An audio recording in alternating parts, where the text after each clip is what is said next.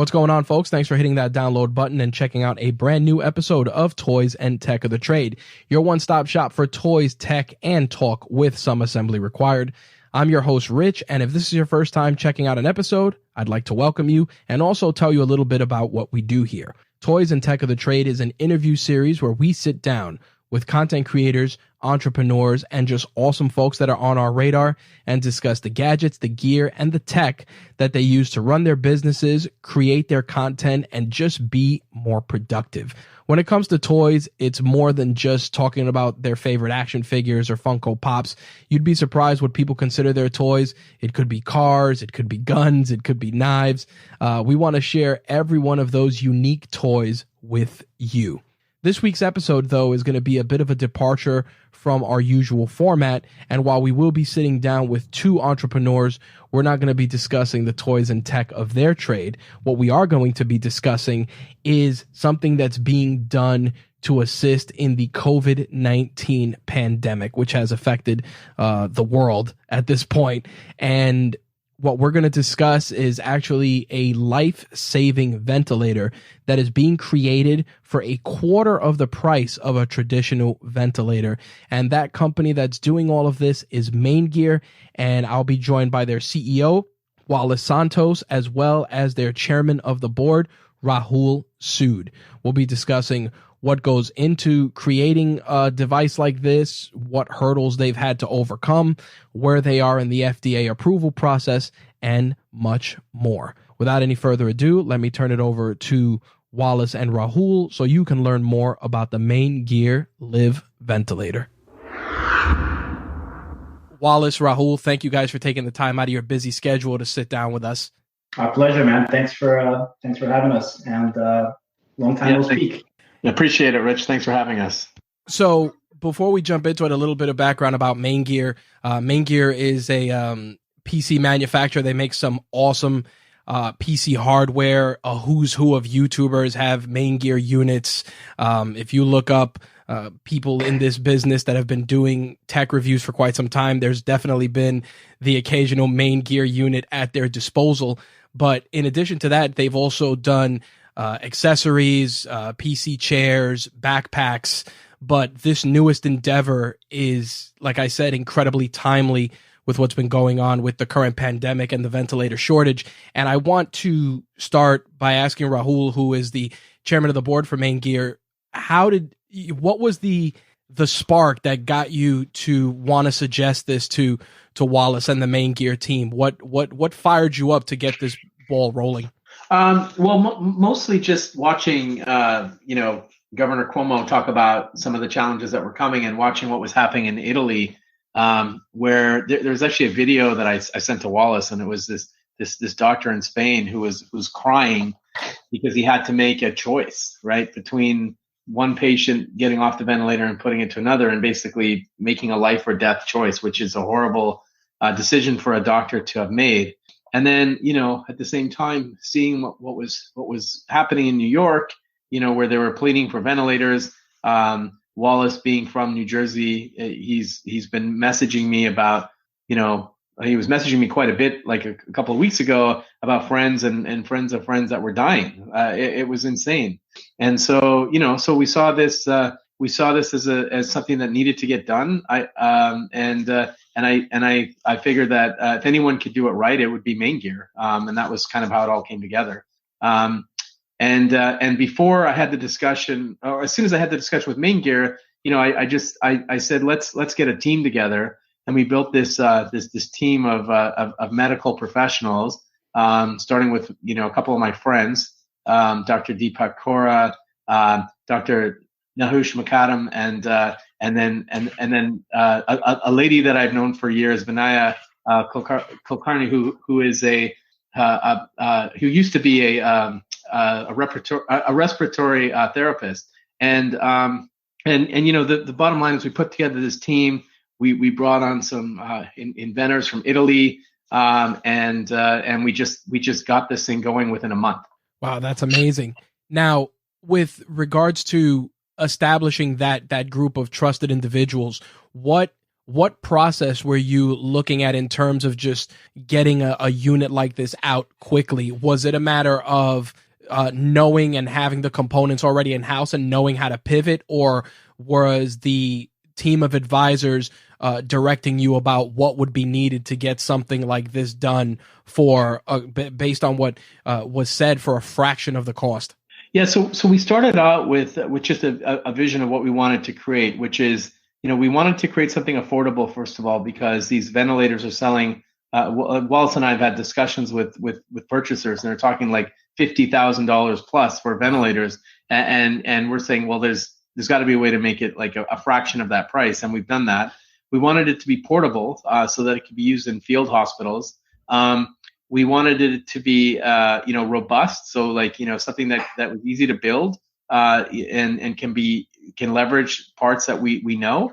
And then the last thing is, we wanted to make sure that it was easy to use, and the reason being is the trend was showing that medical professionals were getting sick, so we wanted to make it possible so that almost anyone in the field could use it, so simple to use. And so when we did that, we spoke, as I mentioned, with some inventor friends from Italy who were building a platform as an emergency ventilator, and they actually the version 1 of this platform that we built is running on actual people in the field in Switzerland now. Wow. And so it is being used. We've made some significant improvements to it, and we're just in the process of it's already been filed for FDA emergency clearance, and we're just kind of waiting for approval before we proceed. What kind of hurdles did you have to go through for FDA approval? I know a lot of people that are kind of getting a glimpse into this aspect of hardware are not too familiar with that. How did you go about just securing that initial presentation to the FDA? Well, so just dealing with a good FDA lawyer was the first thing, and getting all the questions answered that we needed answered. Making sure that the base system would support guidelines from the FDA, and then also guidelines from the Canadian Health Authority as well. We wanted to make sure that it would meet those specifications and those requirements, and it does. And then just working with an FDA lawyer, there's a lot of work that goes into the initial filing. But luckily for us, this inventor that we work with, who developed this platform, it had already been kind of working to get this approved in other markets, including in Europe and other places. And so we feel like we're in good hands, and we'll see. The FDA is moving faster than it ever has. Right. But the minute the country says it is no longer an emergency, then getting emergency FDA approval is no longer an option. So we hope that we get emergency FDA approval, because we'd like to make it available to other countries, because other ventilators aren't coming until August. Right. And we could ship this thing in May. That's why we want to get people's attention. Have you received any pushback? And I say this because, as many of you know, as soon as you try to disrupt an industry that has, for the longest time, it's like, Elon Musk with space travel.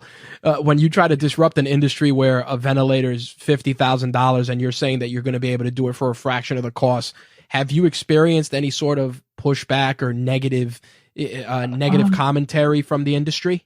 No, not really. And I think the reason being, and I don't know if Wallace, if you have something to add to this, but I think the big reason is that we're not looking to replace traditional medical ventilators. We're looking to create an emergency ventilator for emergency use, right? So this is designed to be used in field hospitals. It's designed to be used in this particular situation of a pandemic. And you talk about the pandemic. Nobody knows when this thing is going to end. People are talking about reopening the country up right now.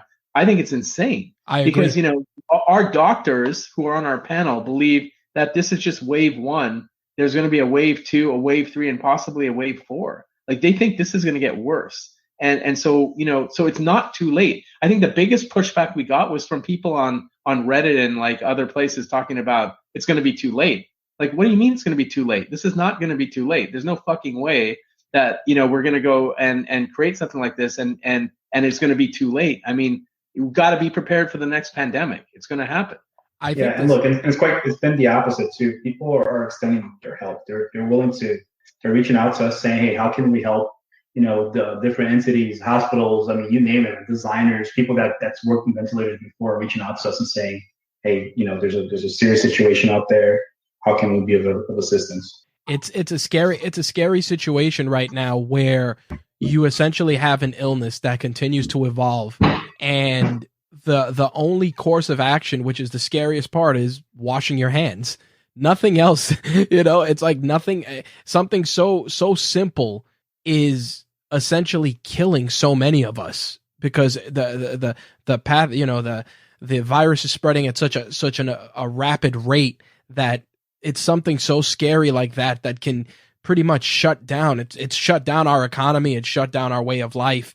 And the worst part is that so many shortages and so many things have just affected different levels of infrastructure. So when I saw that you were that your team was stepping up to do this, I felt that this was a shot in the arm to not only obviously alleviate some of the stress going on in field hospitals and hospitals across the country and across the world, but I also think it was something that lit a spark in other companies to pivot. Do you guys feel that was part of it? That's the idea. That's the idea, is to inspire others to help as well, right? So do your part in any which way possible. Wallace, I read that you had named the unit after your daughter. Congratulations, by the way. Thank you. I seeing something like that. How does that feel, just as a creator doing something locally to help your country? Like, what kind of feeling did you get, like, when you looked at that and you said, this is what I'm going to name it, and seeing like an active finished product? I'm just curious how you felt personally.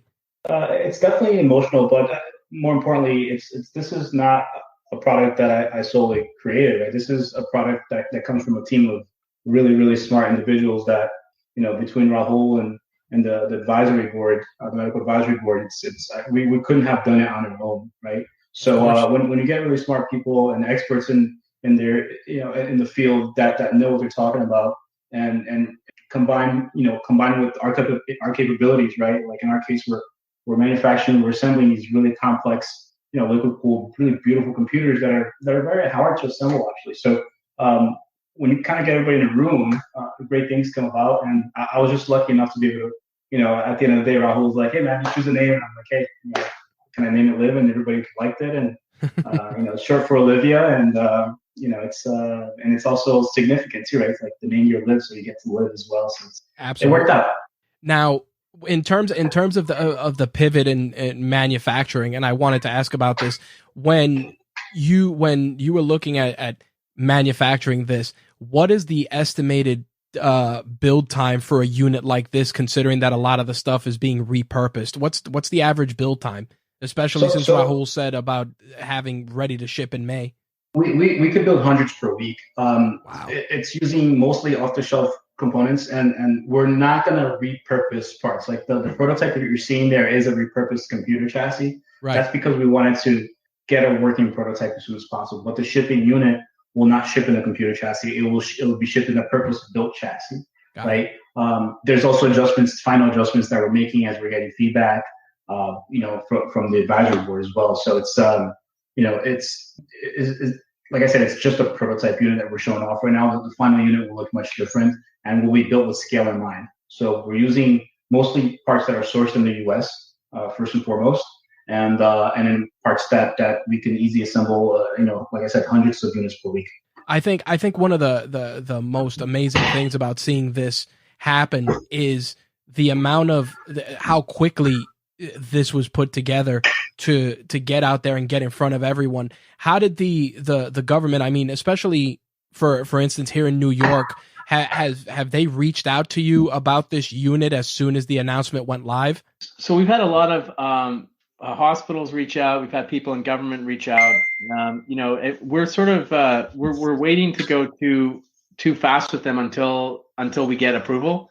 And so we're working hard on that particular part of the process. I think we all want to make sure that approval is in place. I think just even with emergency FDA approval, we'll feel comfortable selling into other countries and selling into governments and making it available to hospitals and that sort of thing. But there's been a ton of interest. That's great to hear. I mean, I think with what's been going on and the constant political jousting that we've all seen across the board with regards to ventilators, I think that this would alleviate a lot of that, because I think a lot of the focus is shifting away from the big problem, which is obviously people dying, to political jousting. So to see a device like this come on the scene and kind of just put a big rubber stamp on making a difference is huge at this point. Yeah, thank you. I appreciate that. I think one thing I did want to ask is, do you see yourselves creating more devices to meet these sort of needs? Obviously, the ventilator being one, or was this just something that you and your team wanted to do to address a very important need right away? Is this a new line of creation for you guys? I mean, we're gonna walk before we run. Our focus right now is to make sure that we execute on Live, and we'll take it from there. I think one of the things that really impressed me the most going through this and preparing to interview you guys was the fact that everyone's being very, very transparent in an age when so many people kind of hide behind PR and everything. Wallace, I've seen you aggressively on LinkedIn, on social media, just really getting it out there, leveraging all of these platforms. And I wanted to ask you both, has that been a game changer in terms of getting something in front of the public so quickly that you feel is going to kind of swing the pendulum a little easier towards approval, that so many people are already aware of the existence of this product? I'll let Rahul answer that first, because he's the king of social media from back in the day. So he does blog posts and everything. Well, then I'll answer afterwards. Yeah, look, I think that social media, the idea of getting it there and possibly doing AMAs on Reddit and that sort of thing is a way for us to catch the attention of the right people who can help us get in front of regulators and government. We did get the attention of certain people, which is great, and that will help us accelerate this to market a lot quicker. I think what's happening right now is sort of weird, meaning now that things are we're over the apex, the first apex. People are kind of taking a breather, and I guess that would be okay if we didn't think that that if there was a cure for COVID-19, right? Right. And we know there isn't, and we're starting to see other countries talk about people who were once infected getting reinfected. Yep. Which tells me that we could be in for some more trouble. Where I wonder, if you get reinfected, does it become worse for you as a human, right? Like, does it deteriorate you even more? We don't know yet, but we'll know in a few months. And we just want to be prepared for that. So getting on social media, getting the word out has really helped us get in front of, the right audiences. Yeah. I mean, look, there's people from all over the world reaching out to us right now. I mean, it's incredible, right? If people that are looking to just acquire units, and people that are looking to help. So from just the fact that we have these tools at our disposal and that we can just kind of blast it to the world, and it's really amazing. Yeah, I think that with everything going on, it's hope, which is important. And I think that when everybody unlocks their phone and logs on to every social media platform or any news outlet, we all know that all we see are just mounting numbers of just unfortunate things, and we're seeing very few positives. So, like I said, when I received this press release, I felt that it was a great positive thing that people needed to hear, that companies are pivoting and being reactive, and they're doing it very quickly, instead of throwing a press release out there and saying, yeah, we're going to do something, and then weeks and months go by and it was just that, hollow words. So I'd like to commend you both for not only stepping up, but also putting something out there and not just lip service. Thank you. I think it's a very, very noble thing. The last question I wanted to ask, because I want to be respectful of both of your times. Rahul, do you think, and I'll start with you, do you think that going this route is going to make it that the government is going to want to reach out to more companies to create more hardware like this? Obviously, with the Defense Production Act that they pushed, they wanted to kind of get other companies going into this, but MAINGEAR voluntarily did this. Do you think that more companies are going to start revisiting the applications of their hardware to do this sort of stuff? Like, obviously, we know that Tesla wanted to do something, but again, they wanted to do something. We haven't seen anything significant yet. Neither have we from Dyson, you know? Yeah. Look, I think those companies are working on it. I think it's a lot more challenging than what people think. Okay. You know, what's amazing about it is that if you look at like the Tesla video, for example, or if you look at what other companies are building, they're building traditional ventilators, which is a very complex thing to do. Right. Traditionally, the way we built the MAINGEAR Live is we're using no moving parts. We're using software and a series of circuits to be able to replicate what a traditional ventilator does. A traditional ventilator uses things like turbines in it to push air and that sort of thing. We're not doing that. So our unit is so far less complex that we could ship this in May. Those guys are building, you know, they're like landing a man on Mars, which takes a little longer, and they're shipping in August. Like, they're sort of going down the traditional path. We went down the path of what do we actually need to build an emergency ventilator, and that's what we did. I think that simplification, sometimes you don't need to reinvent the wheel. That's the short version. I feel with this instance, if you were able to do it with less parts for a fraction of the cost and it's making a difference, I don't see how other companies wouldn't follow suit with that approach. But to your point, you know, they're definitely trying to land a man on Mars. Everybody wants to be a hero in this instead of just wanting to make a difference. Look, a big aspect of Live is the software part, where we can make changes on the fly via software updates that you can just add features, right? Like, it's you know, we've been discussing things like you know, Rahul can talk about a more technical side, but like where we can wean a patient out of a ventilator. Like, that's a feature that we didn't have, and for software we're able to just, you know, simply program it, and all of a sudden we have that feature enabled. So there's no real hardware that we need to change to add features to it, which is nice. And the learning curve for the software, I mean, if you guys have been stress testing that, so when it goes out into the field, do you feel, based on the advisory panel, have they pretty much gone through it and found ways to streamline, you know, somebody who's trying to use that and learn it in 10 or 15 minutes? Like, what's the learning curve you guys have established for the device? The learning curve, you mean for users to be able to use it? Yeah. So in other words, the unit gets approved, it goes into a hospital.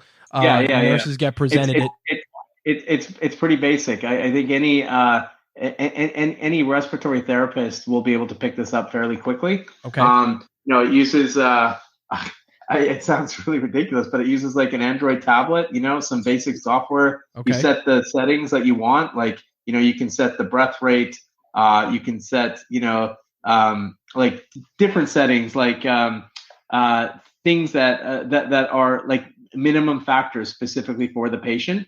A couple things to note.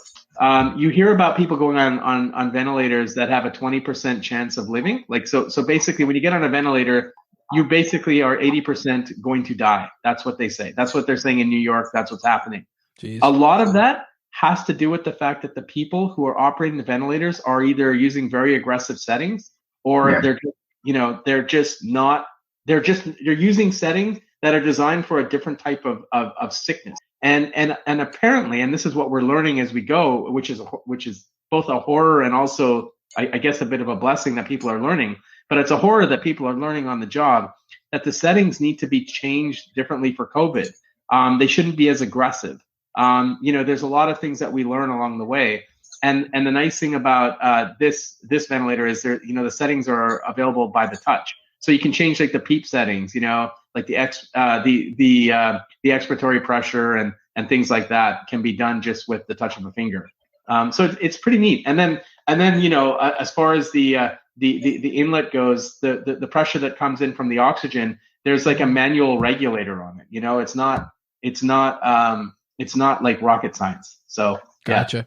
That's one of those things that I'm sure the people that hear this are going to wonder, because again, you're creating something that's new, but also simplified, but still able to do what is needed without as much input, especially going to your point. If the settings for this particular illness are supposed to be a lot different, you want to be able to account for that and have something that's easily customizable on a person to person basis. Yeah. And I'm no doctor. No, of course. But we've spoken to doctors about it, and they've been telling us this as we go along. And and I mean, it's just it's unreal what you learn. It's kind of it's surreal what's happening. But yeah, we've learned a lot along the way. The nice thing about this device is you can change all these settings via software rather than having to kind of reinvent the whole device. Well, to bring things full circle, that was actually my next question. During this entire endeavor, what's the most valuable thing you've learned so far? And I'll start with you, Rahul, first. What's been the most valuable experience from this entire endeavor that's kind of imprinted itself on you? Well, I think the biggest thing that I learned, or not even learned, but just saw, was the dedication that people have to kind of making a difference. Like people are actually doing this because they want to help, not because they want to get rich. So we've got people at MAINGEAR that are working 24 hours a day to make this happen. We have people in Italy doing the same thing. Our doctors have been nothing short of extraordinary and selfless. Everybody wants to do it just to help, and that's just an incredible feeling. Awesome. Wallace, what about you? I've learned that there's way more good people in this world than bad people. And a lot of people, when they get together to solve a problem, they'll do what they have to do, right? Like Rahul said, we have really important people in our advisory group that are working on Sunday, man. Like we're texting each other, 11:30 p.m. at night, talking about, new implementations, new ideas, etc. And also just the general public. Once we put the press release out, just the amount of just positive feedback that we received, it was like 99.9% positivity, and most people are just trying to help and lend a hand, and it's been amazing so far. Awesome. What can my audience, our listeners, do to help you guys in this endeavor? What call to action do you have for our audience? Retweet it, go to our site, share it everywhere you can, and ask for help us push it to governments and hospitals that are looking for this sort of thing. People talk about a shortage of ventilators, send them our way. All they can do is help us get the word out, and that's really what we care about right now. Excellent. Wallace, anything to add? No, that's it. We're spreading the word, and we're looking to get the attention from the right people. And that's the general idea. That's why we released the prototype, and we didn't hold it until we had the final version complete. Right? We wanted to get feedback. We're looking to get the right people on board, and just the more people that know about this, the better for all of us. Excellent. Gentlemen, I want to thank you both for taking the time out of your busy schedules to sit down and chop it up with us and share more about the MAINGEAR Live. To find out more, definitely you can visit facebook.com/MAINGEAR or twitter.com/MAINGEAR. Links for that, as well as links to the MAINGEAR Live, will be in the show notes for this episode. Gentlemen, once again, thank you for your time. I really appreciate it. Thank you, brother. Appreciate it. I hope you enjoyed our conversation with Wallace and Rahul. To find out more about the MAINGEAR Live ventilator, make sure to visit MAINGEAR. Links will be in the show notes for this episode. To visit MAINGEAR's site, follow them on social, as well as reach out to Wallace or Rahul. If you're a medical professional and you'd like to secure some of these ventilators, definitely reach out to Wallace and Rahul, and they'll be able to assist with that.